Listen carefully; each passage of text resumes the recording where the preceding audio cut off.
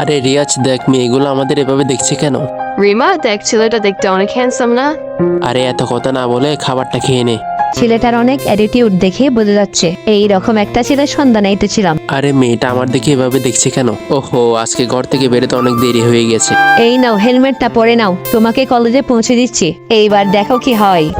আরে গাড়িতে আমি এখনো বসিনি, বাইরে তো অনেক রোদ, ছাতাটা আনতেও ভুলে গেলাম। ভালোই হলো, একসাথে দুইজনের দেখা হয়ে গেল। চলো আমি তোমাকে পৌঁছে দিচ্ছি। এই কোন সমস্যায় আমি পড়লাম? আজকের ক্লাসে অনেক মজা করলাম। এই নাও তোমার টিফিন। আরে এটা সেই মেয়েটা না? এইবার দেখবে আমার ক্ষেত, আমি যেটা চাই সেটা আদায় করে নি। এই মেয়ে, তুমি একে চিনো? আর রিয়াজ, এসব কি?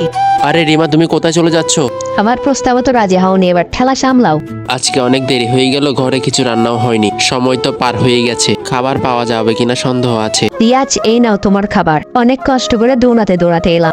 আরে রিমা, আমি আমার ভুল বুঝতে পেরেছি, তুমি আমার প্রকৃত ভালোবাসা, এতদিন আমি সেটি বুঝতে পারিনি, তুমি কি আমাকে ক্ষমা করতে পারবে না?